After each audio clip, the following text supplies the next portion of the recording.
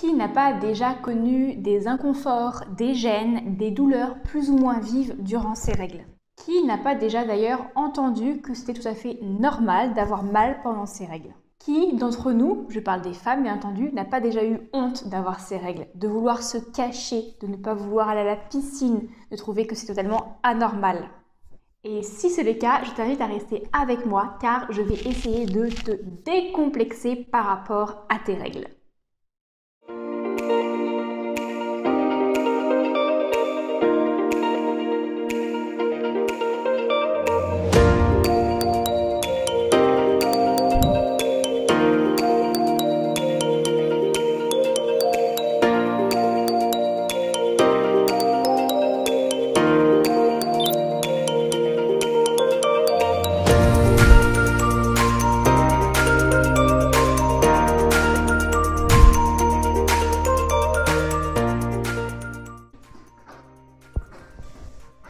Le chat gratte le grattoir.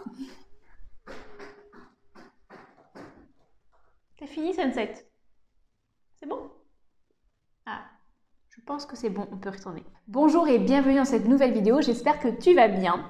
Dans cette vidéo, si toutes ces questions t'ont parlé, eh bien je pense qu'il est grand temps que tu saches comment tu peux mieux vivre et accueillir tes règles, car ce n'est absolument pas anormal d'avoir ces règles. Il est absolument indispensable que tu te décomplexes par rapport à ça. Je suis Alexandra Portail, j'exerce en tant que naturopathe spécialisée en santé féminine. J'ai aussi pendant quelques temps eu honte également d'avoir mes règles. Puis, après avoir souffert pendant plus de 10 ans d'aménorrhée, d'absence de règles, je vois à présent mes règles comme un réel cadeau. Oui, vous voyez les petites oreilles qui apparaissent parce que mon chat est arrivé sur mes genoux.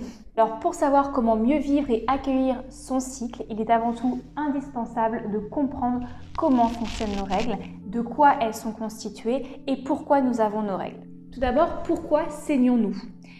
Le cycle menstruel d'une femme est constitué de 4 phases au cours desquelles nous passons sur une durée plus ou moins régulière et plus ou moins longue en fonction des femmes. Nous traversons différentes phases qui correspondent à des fluctuations hormonales. Au cours de ces phases, que ce soit de la phase préovulatoire, ovulatoire, post-ovulatoire ou menstruelle, nous avons des fluctuations, des montées puis des descentes d'hormones et de différentes hormones. Ce n'est lorsque nous avons une chute totale de nos hormones que nous avons nos menstruations, c'est-à-dire nos règles. Cette chute hormonale engendre le détachement de notre endomètre qui constitue nos règles. Nous saignons et nous avons nos règles à la seule et unique condition que nous ayons eu une ovulation au préalable. Voilà pourquoi lorsque l'on parle d'aménorrhée, on s'obstine et on se focalise vraiment uniquement sur nos règles. Or, s'il n'y a pas de règles, c'est qu'il n'y a pas eu d'ovulation. Donc il faudrait avant tout se focaliser sur notre ovulation et pourquoi nous n'avons pas eu d'ovulation. Mais pour rentrer un peu plus dans le détail de pourquoi et où sont les règles, si vous subissez une aménorrhée par exemple, je vous invite à aller regarder ma vidéo que je vous mettrai juste ici. Il s'intitule « Où sont mes règles ?» et je vous explique un peu tous les processus derrière les règles, car si je le fais ici, ça prendrait trop de temps. Aussi pour cette vidéo, je simplifie un petit peu les choses pour ne pas que ça nous prenne trop de temps. Mais il n'y a pas que les menstruations comme type de saignement lors d'un cycle menstruel. Nous pouvons aussi avoir d'autres types de saignements qui sont plus ou moins pathologiques et plus ou moins liés à un déséquilibre hormonal. Chaque saignement, comme par exemple un spotting, va avoir sa propre signification. Également, j'ai réalisé tout un podcast, un épisode de podcast sur ma chaîne de podcast Éclosion par Hygiène de Vie. Je vous mettrai le lien de la chaîne de podcast juste ici dans la description, mais également, si vous voulez, le lien ici de la vidéo podcast. Il n'y a pas d'image qui bouge, mais il y a quand même le lien du podcast sur ma chaîne YouTube, dans lequel je résume l'ensemble des saignements que nous pouvons vivre et qui ne sont pas forcément des menstruations. Ce qu'il faut retenir ici, c'est que cette idée de règle est liée à une chute hormonale. Et cette chute hormonale va avoir des conséquences aussi bien locales, mais aussi sur l'ensemble de notre corps. Et c'est ça qui va expliquer derrière certaines choses que l'on peut ressentir et donc certains leviers d'action que nous pouvons enclencher pour mieux vivre ces règles. Maintenant, qu'est-ce que les règles ? Si tu penses que les règles ne sont que du sang, eh bien, lève le doigt. Oui, c'est ce que je pensais il y a quelques temps, mais j'ai appris que ce n'était pas le cas. Les règles, donc les menstruations, représentent le détachement de l'endomètre. Mais qu'est-ce que l'endomètre, tu vas me dire? Eh bien, l'endomètre, c'est cette petite couverture, ce petit matelas qui vient tapisser la paroi du col de l'utérus et qui va s'épaissir au fur et à mesure de l'avancement du cycle menstruel afin de pouvoir créer un matelas de plus en plus confortable pour l'ovocyte qui pourrait s'implanter, devenir un embryon, devenir un fœtus, jusqu'à devenir un petit bébé. D'ailleurs, la qualité de l'endomètre joue un rôle important et indispensable dans la fertilité et dans la viabilité d'une grossesse. Souvent, on s'intéresse uniquement à l'aspect santé des ovocytes et des spermatozoïdes, mais la qualité de l'endomètre est également très importante. L'endomètre est constitué de cellules, mais également de glandes et de vaisseaux sanguins. Ce sont d'ailleurs ces vaisseaux sanguins qui vont donner la couleur rouge à nos règles. Donc finalement, l'endomètre, les règles ne sont pas que du sang, mais un mélange de cellules, de toxines, de glandes, mais également du sang. Au cours du cycle, les cellules qui constituent l'endomètre vont se multiplier, les vaisseaux et les glandes vont également s'intensifier et grossir. C'est comme ça que l'endomètre, l'épaisseur de l'endomètre va augmenter au fur et à mesure jusqu'à créer un beau matelas bien confortable. Maintenant que l'on sait pourquoi on saigne et de quoi sont constituées nos règles, je vous propose de vous expliquer comment on peut mieux accueillir nos règles et arrêter d'avoir mal ou de se cacher quand on a ces règles. Rappelle-toi, les règles, ça correspond à l'endomètre qui se détache lorsqu'il y a une chute, un pic, une chute vers le bas de nos hormones, à savoir de nos oestrogènes et de la progestérone. Cette chute hormonale va avoir une action localisée sur l'endomètre, provoquant son détachement, mais également sur l'ensemble du corps, va irradier l'ensemble du corps, tel un tsunami qui va avoir des petites ondes qui vont perdurer. Aussi, la flore vaginale va être impactée et il y a un lien très étroit entre la flore vaginale et la flore intestinale. Donc, nécessairement, notre digestion risque d'être perturbée. Qui n'a pas encore vécu soit des épisodes de diarrhée, soit de constipation à l'approche de nos règles ou pendant nos règles? Enfin, cette chute de nos hormones va également entraîner une fatigue du corps, nécessaire car elle nous oblige, à condition que l'on sache l'écouter, à ralentir afin que le corps garde son énergie à ce processus de détoxification et d'élimination. Et oui, l'utérus, et notamment la période menstruelle, est une manière qu'a la femme, uniquement la femme, de se détoxifier naturellement. On dit même que l'utérus serait le 6e émonctoire du corps humain et donc de la femme bien évidemment. Maintenant que tu as conscience de tout ça, tu peux peut-être mieux imaginer ce qu'il serait judicieux de faire ou de ne pas faire pour mieux vivre tes règles, pour avoir moins mal et pour en avoir un peu moins honte. Alors voici quelques pistes que je peux te donner.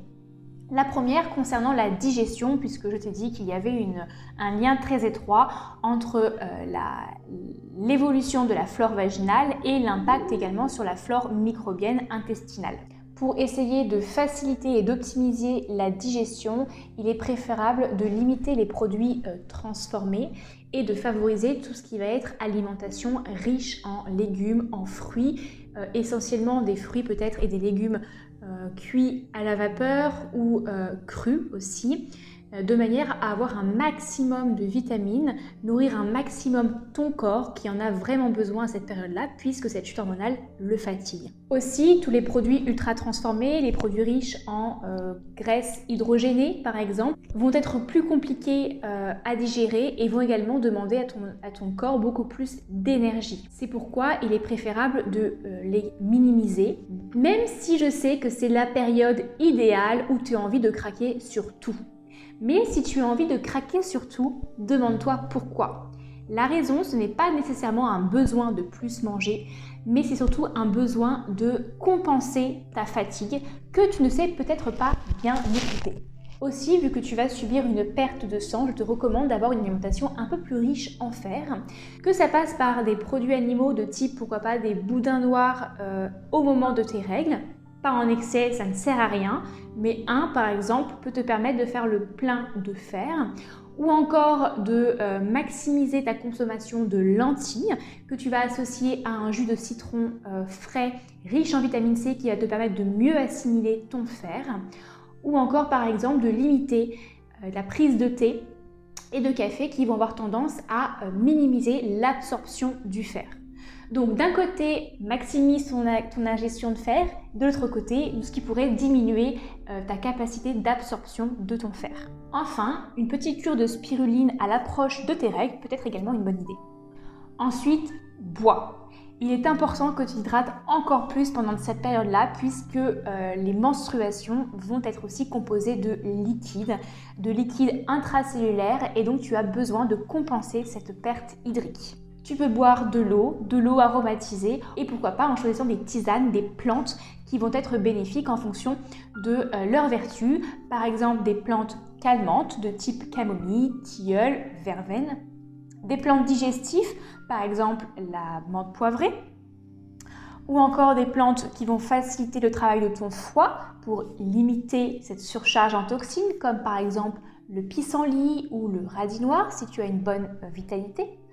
Ou enfin des plantes qui vont permettre de te revitaliser et de réguler tes hormones, comme par exemple le framboisier ou encore l'ortie piquante. Il est aussi très judicieux d'apprendre à suivre ton cycle. En suivant ton cycle, tu vas savoir aussi à quelle phase tu te trouves et donc tu vas pouvoir un peu mieux anticiper tes règles. Et il y a certaines femmes que je rencontre qui se disent « mais je ne sais pas pourquoi, je ne sais pas ce qui m'arrive ». J'ai envie de pizza, je suis crevée, mais je ne sais pas. Et je leur demande, mais vous en êtes où dans votre cycle? Bah, je ne sais pas. Et donc, en fait, savoir où vous en êtes vous permet de comprendre comment votre corps réagit à ce moment-là. Et ça vous permet, de mieux accepter ces fluctuations d'énergie et vous dire que ce n'est que pour une durée limitée et que ça va revenir naturellement ensuite. Et deux, ça vous permet de mieux ajuster votre planning par exemple. La machine à laver, le ménage ou je ne sais quoi qui devait absolument être fait aujourd'hui, est-ce que vous devez absolument le faire aujourd'hui? Est-ce que ça ne pourrait pas attendre 2-3 jours que votre énergie revienne? Ou pourquoi pas être délégué à votre conjoint ou conjointe si vous en avez un ou une. Essayez également d'en parler et le fait de suivre votre cycle vous permet également de démocratiser par exemple ce sujet au sein de votre foyer. Parlez-en à votre mari, parlez-en à vos enfants par exemple. Ça vous permet également d'expliquer vos différentes réactions, peut-être un peu plus vives, votre besoin d'intériorité. C'est normal de vouloir être un peu plus dans l'intérieur, dans l'introspection pendant cette période à l'approche des règles et pendant nos menstruations. Et donc c'est important de le communiquer de manière à ce que l'entourage soit prêt, puisse aussi ajuster son comportement et que vous n'ayez pas cette culpabilité à peut-être avoir un mot un peu plus haut que d'habitude ou de réagir un peu plus vivement que d'habitude. Et également, ça vous permet de mettre des limites au niveau de votre intimité. J'imagine que tu n'as pas très envie que ton enfant ou ton mari rentre dans la salle de bain à l'improviste alors que tu es en train de changer ta protection par exemple. Eh bien, en disant que tu veux cette intimité, que c'est ta période à toi, et d'ailleurs tu peux même lui donner un petit nom, eh bien ce sera une manière pour toi de vivre beaucoup plus sereinement cette période-là. Et pour finir, ajuste ton planning sportif. Le corps de la femme, à l'image des fluctuations hormonales, va avoir des besoins différents en termes également d'activité physique, de mise en mouvement du corps. Les tissus, les ligaments, les os vont réagir différemment. Les œstrogènes ont un impact sur la structure osseuse. En cas de chute hormonale, nous avons une chute des œstrogènes. Donc c'est important également de garder ça à l'esprit. Toutes les activités physiques ne sont pas forcément idéale et adéquate à n'importe quelle période du cycle de la femme. Aussi, suite à propre intuition, tu vas naturellement avoir envie de plus ralentir durant ta phase prémenstruelle et menstruelle que durant les autres phases où tu auras plus d'énergie pour faire certaines activités sportives un peu plus intenses par exemple. Au niveau de la phase prémenstruelle et menstruelle, souvent les activités axées plus de détente, de relaxation, de stretching ou de renforcement au poids de corps très très doux de type marche, pilates, yoga par exemple seront très bénéfiques. Si tu veux rentrer dans le détail et savoir comment ajuster ton planning sportif en fonction de ta nature cyclique, je t'invite également à aller écouter un épisode de podcast que j'ai fait spécialement à ce sujet. Je te mets le lien en barre de description et j'y explique vraiment quel type d'activité sportive est recommandé et que ton corps pourra en tout cas facilement accueillir en fonction de chacune des phases de ton cycle. Et voilà, j'espère que ces quelques pistes t'auront aidé. Si je dois récapituler, pour résumer tout ce que j'ai dit, fais attention à ta digestion, essaye de comprendre pourquoi tu as ces craquages. Est-ce que c'est pas une fatigue que tu n'arrives pas à écouter et que tu essaies de compenser par l'alimentation? Optimise ta consommation de fer, maximise tous les aliments vivants, crus, pleins de vitalité. Essaye de suivre ton cycle pour avoir conscience dans quelle phase tu te trouves et ainsi mieux adapter ton planning professionnel et personnel. Parle-en à tes proches pour garder ton intimité et aussi les faire comprendre que tu vas avoir peut-être des comportements un peu plus spécifiques. Et enfin, ajuste ton planning sportif et écoute-toi pour pouvoir continuer ta mise en mouvement, mais de manière la plus bénéfique pour ton corps. 7 conseils qui vont faire que tu vas beaucoup mieux appréhender ton cycle, que tu vas beaucoup mieux le vivre et l'accepter. Et sache que le cycle n'est absolument pas un tabou. C'est un processus naturel, indispensable, primordial et dont tu dois être fier car il ne concerne que les femmes. Si tu veux aller plus loin sur toutes les questions de santé féminine et santé au naturel, eh bien tu peux me rejoindre en accompagnement individuel. Je propose des consultations de naturopathie en santé féminine, aussi bien en visio qu'en cabinet, dans mon cabinet en Bretagne. Mais également, tu peux rejoindre mon programme Ciao Pilule pour t'aider à te réconcilier avec ton cycle naturel en t'aidant à arrêter la pilule contraceptive.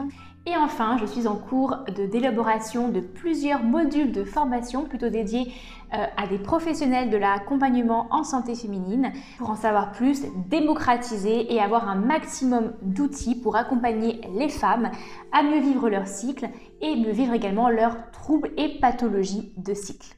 Et si ce sujet t'a plu, je t'invite à t'abonner pour rejoindre la communauté Hygiène de vie et à partager au plus grand nombre pour pouvoir impacter encore plus de femmes et que l'on arrête enfin de subir nos règles. Je te souhaite une très très belle journée, soirée ou après-midi et je te dis à bientôt. Ciao!